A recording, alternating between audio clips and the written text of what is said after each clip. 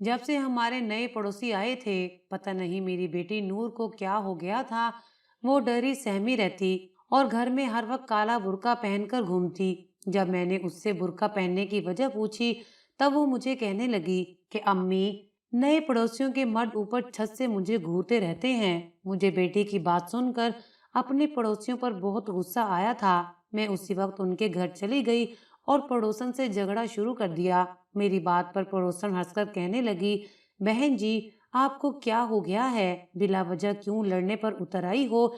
मेरी पहले बात तो सुन लो। हमारे घर में एक मैं हूँ और एक मेरी बहू रहती है। इसके अलावा तो यहाँ पर कोई मर्द नहीं है। हाँ, मेरा एक बेटा है जो परदेश में होता है। वो साल बाद ही घर आता है। अब चाहे तो तुम मेरे घर की तलाशी ले सकती हो। पड़ोसन सच कह रही थी। अब मुझे बड़ी शर्मिंदगी हुई थी। मैं वापस घर आ गई। जब ये बात मैंने बेटी को बताई, तो वो मेरी बात मानने को तैयार ही नहीं थी। कहने लगी, मैं बुर्का नहीं उतारूंगी। मुझे पड़ोसियों के मर्द देखते रहते हैं। मैं झाड़ू लगाती जाती और बुड़बड़ाती जा रही थी कि ना जाने बैठे बिठाए इस कमबख्त को क्या हो गया है। मेरी बेटी नूर तो बड़ी फैशन करने वाली लड़की थी। वैसे एक बात भी मैंने नोट की थी। उन दिनों मेरी बेटी ने परवीन के घर कुछ ज्यादा ही जाना शुरू कर दिया था।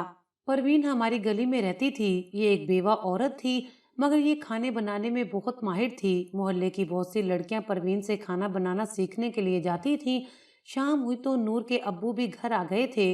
वो भी अपनी बेटी की इस हरकत से बहुत तंग आ चुके थे। नूर ने अभी भी बुर्का पहना हुआ था। वो कहने लगी, अब्बू, मैं परवीन बाजी के घर जा रही हूँ, थोड़ी देर में आ जाऊंगी। उसके अब्बू ने फट से इजाजत दे दी थी और मैं उसे घूर कर ही रह गई थी। नूर पूरे दिन में उसी वक्त परवीन के घर जाती थी। वो जानती थी कि उसके अब्बू उसे किसी चीज से रोकते टोकते नहीं हैं। आज मैंने भी उसे नहीं रोका था। मैं जानना चाहती थी कि आखिर परवीन मेरी बेटी को कौन सी पट्टियां पढ़ाती है जो उसके रंग ढंग ही बदल कर रह गए हैं। मैं असद को खाना देकर बोली कि मैं नूर को ले आऊं। अंधेरा फैल चुका है, वो डर रही होगी। असद ने इजाजत दे दी तो मैंने परवीन के घर की राह ली थी। मैं जैसे ही परवीन की गली में दाखिल हुई तो ये देखकर दंग रह गई कि परवीन और नूर एक रिक्शे से उतरकर घर में दाखिल हो रही थी। मेरी तो पूरी दुनिया ही अंधेर हो चुकी थी। ये क्या था? मैंने अपनी आंखों से जो कुछ देखा था वो सच था। मैं गुस्से से जैसे ही परवीन के घर में दाखिल हुई तो ये देखकर हैरत की इंतहा ना रही कि नूर अपना हाथ पकड़े रो रही थी। मैंने पूछा कि आखिर तुम्हें हुआ क्या है? परवीन शर्मिंदा सी होकर आगे बढ़ी थी। वो बोली, बाजी, नूर मुझसे आलू वाले पराठे बनाना सीखना चाह रही थी। काम करते करते हाथ पर छुरी लग गई और थोड़ा सा कट लग गया था। इसीलिए मैं इसे डॉक्टर के पास ले गई थी। एक दो दिन की एहतियात के बाद इंशाअल्लाह ठीक हो जाएगी। परवीन इस कदर शर्मिंदा सी थी कि मैंने ही उसे हौसला दिया कि कोई बात नहीं, काम करते हुए चोट लग जाना तो मामूली सी बात है। तब कहीं जाकर परवीन को हौसला हुआ था। मैं नूर को अपने साथ घर ले आई थी। वो बहुत डरी हुई थी, जबकि उसके आंसू तो थमने का नाम ही नहीं ले रहे थे। मैंने उससे प्यार किया और समझाया कि इतनी मामूली सी बातों पर यूं तड़प तड़प कर नहीं रोते। फिर मैंने उसे अपने हाथों से ही खाना खिलाया था, क्योंकि कट उसके दाएं हाथ पर लगा था। फिर नूर को मैं सुलाने के लिए उसके कमरे में ले गई थी। मैंने कहा, आ जाओ, मैं तुम्हारा बुर्का उतार दूं, फिर आराम से सो जाना। मेरी बात पर नूर घबराकर 4 कदम पीछे हटी थी। उसने जोर जोर से नफी में सर हिलाया और बोली, अम्मी, मैं बुर्का पहन कर ही सो जाऊंगी। मुझे डर है कि कोई मुझे देख ना ले। मुझे गुस्सा तो बहुत आया था, मगर बेटी के जख्म का ख्याल करके मैं चुप कर गई थी। मैं सारी रात उसकी परेशानी में सो नहीं पाई थी। मेरी जवान बच्ची को न जाने किसकी बुरी नजर लग गई थी। अब तो उसके रिश्ते आने थे। ये तो उसकी शादी के दिन थे। अब इस हालत में उसके साथ कौन शादी करेगा? मैंने सोच लिया था कि मैं नूर को किसी दिमाग के डॉक्टर के पास लेकर जाऊंगी। शायद वो ही उसको समझाने में कामयाब हो सके। सुबह मैं जल्दी उठकर नाश्ता बनाकर नूर के पास लेकर गई थी। मुझे ये फिक्र थी कि मेरी बच्ची के हाथ में तकलीफ होगी, वो खुद खाना नहीं खा पाएगी।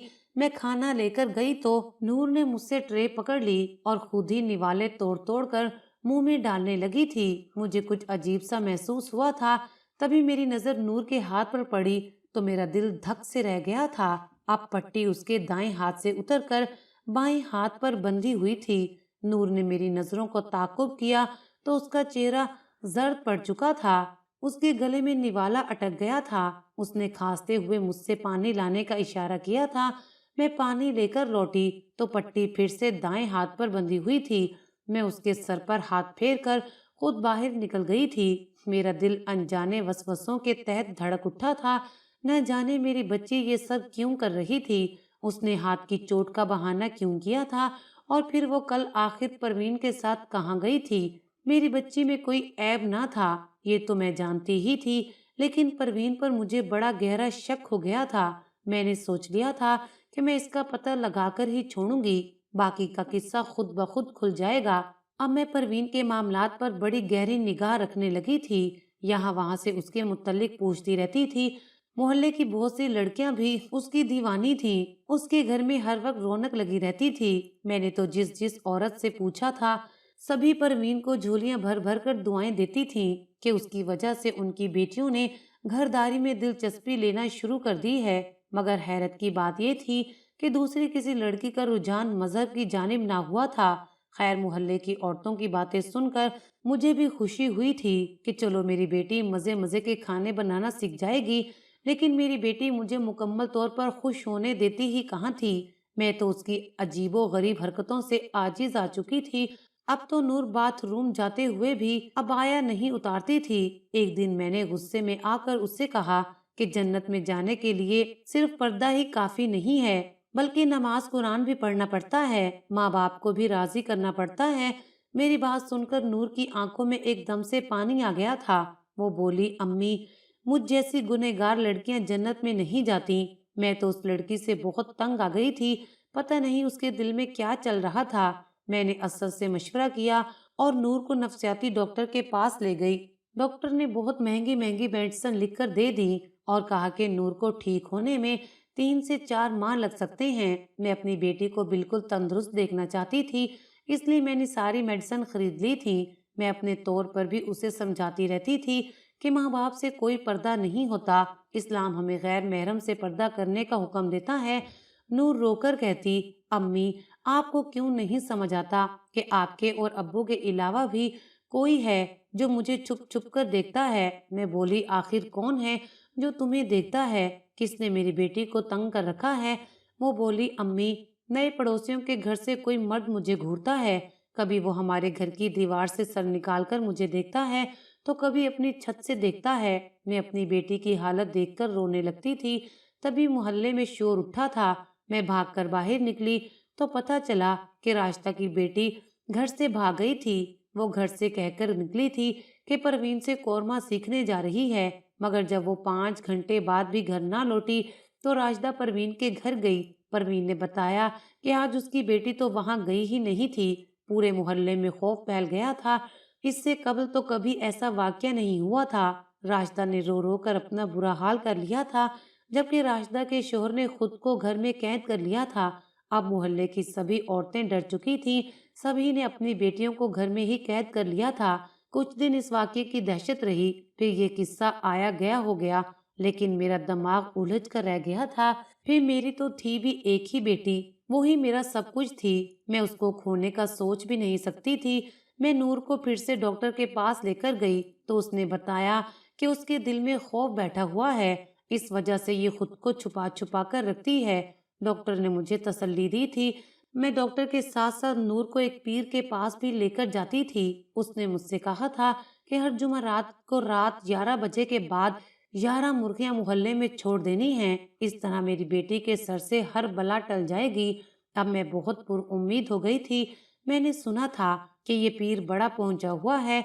अब मैं जुमेरात का बड़ी बेसब्री से इंतजार कर रही थी। जब से मैंने नूर पर उस पीर का दम करवाया था, वो काफी बेहतर हो गई थी। बुर्का तो उसने अभी भी नहीं छोड़ा था, मगर इतना जरूर था कि वो एक बार फिर से परवीन के पास जाने लगी थी। मैं इसी में खुश थी कि चलो परवीन के साथ मेरी बच्ची खुश तो रहती है। मुझे परवीन पर भी बहुत तरस आता था। उसकी कहानी भी दुख भरी थी। वो शादी के 2 माह बाद ही बेवा हो गई थी। ससुराल वालों ने मनहूस कहकर घर से निकाल दिया था, जबकि भाभीियों ने भी उसे घर में घुसने न दिया था। अब वो अकेली तन्हा जिंदगी गुजार रही थी। उसकी एक सहेली ने उसे हमारे मोहल्ले में घर लेकर दिया था। बस ये अच्छा था कि परवीन के शोहर के इंतकाल के बाद उसे अच्छी खासी पेंशन मिलती थी, जिसकी वजह से उसका खूब गुजारा हो रहा था।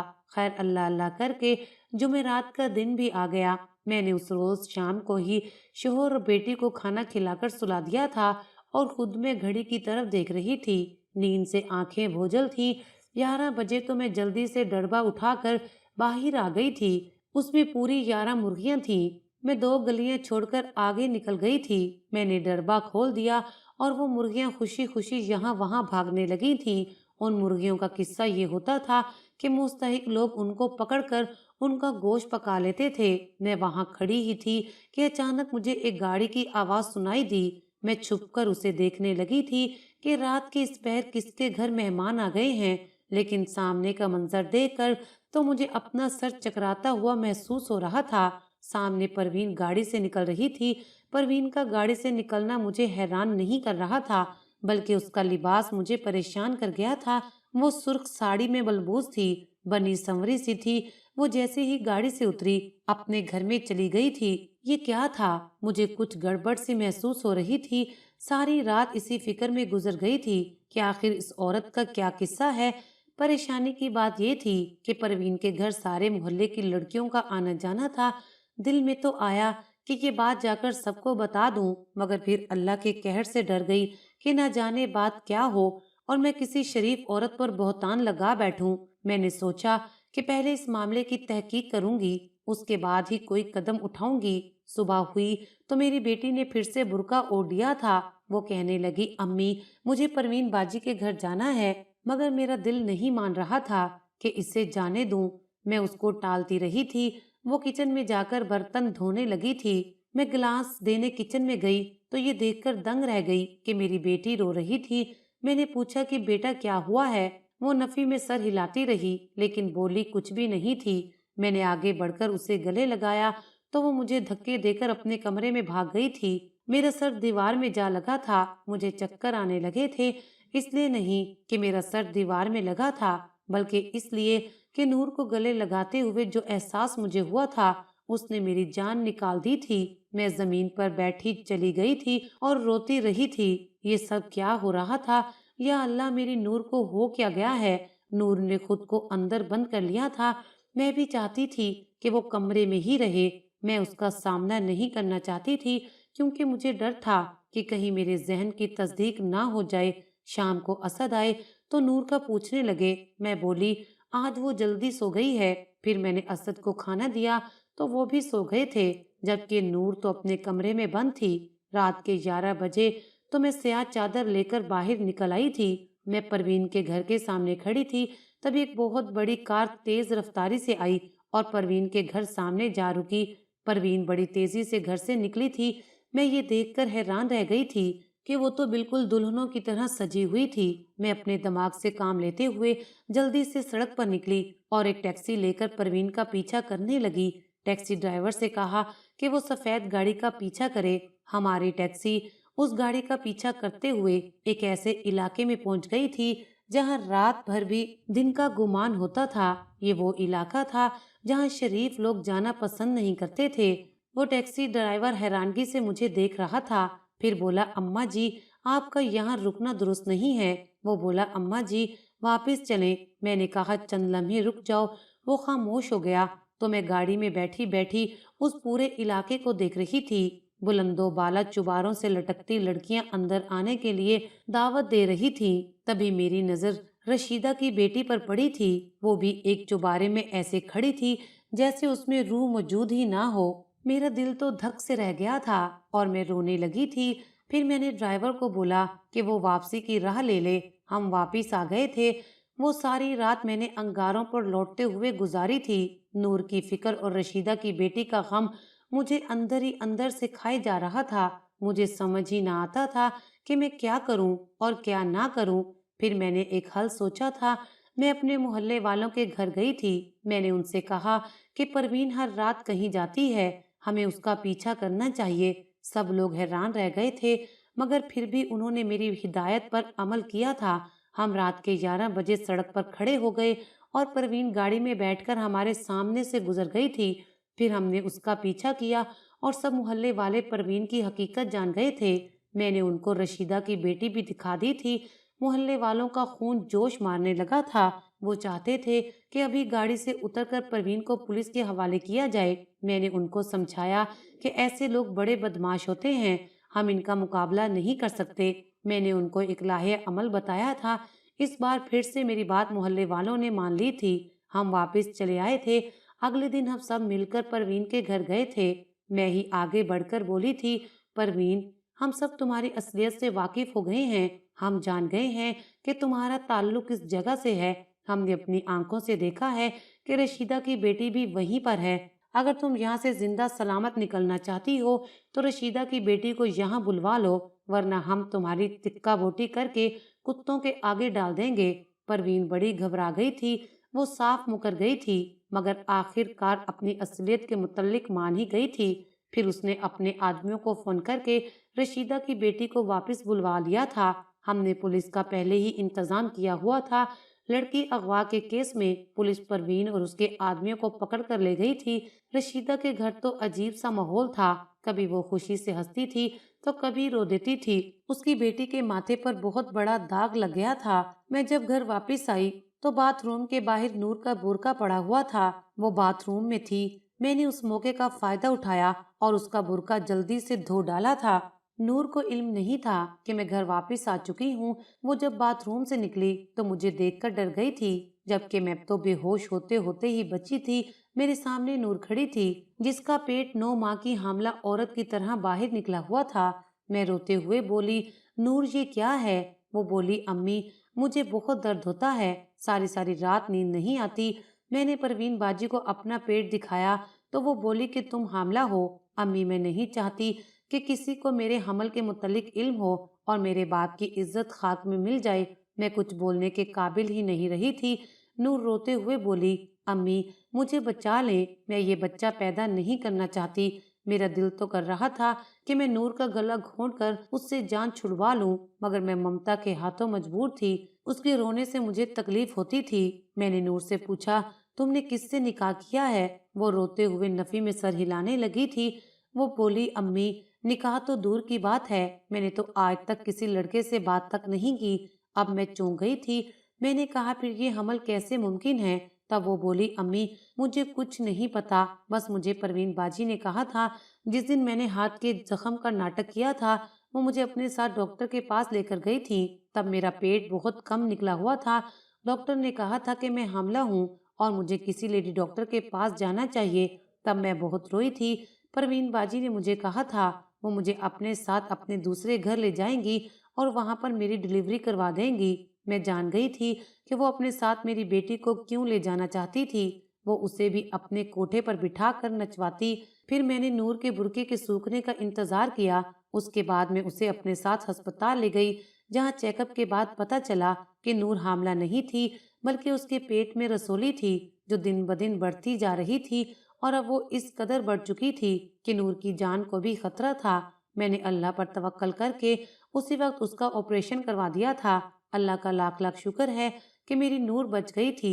उसे एक नई जिंदगी भी मिल गई थी। अब आहिस्ता आहिस्ता नूर बेहतर होने लगी थी। एक रोज मैंने नूर से पूछा कि बेटा, क्या अब भी तुम्हें महसूस होता है पड़ोसियों के घर से कोई कोई मर्द तुम्हें देख रहा है? नूर ने नफी में सर हिला दिया था। वो बोली, अम्मी, मुझे कभी भी ऐसा महसूस नहीं हुआ था। ये तो मैं बुर्का पहनने के लिए बहाना बनाती थी। परवीन बाजी ने जो मुझे डरा दिया था कि मैं अपने पेट को छुपा कर रखूं, वरना मेरी बदनामी होगी। मैंने अपनी बेटी के सर पर हाथ फेरा और कहा, नूर, मेरी एक बात हमेशा याद रखना कि अपना दुख दर्द हमेशा अपने माँ बाप या घर वालों को लाजमी बताना चाहिए। जब हम बाहर के सहारे ढूंढने लग जाते हैं तो परवीन जैसे लोग हमारी मजबूरी से फायदा उठाकर हमें गहरे कुएं में धकेल देते हैं।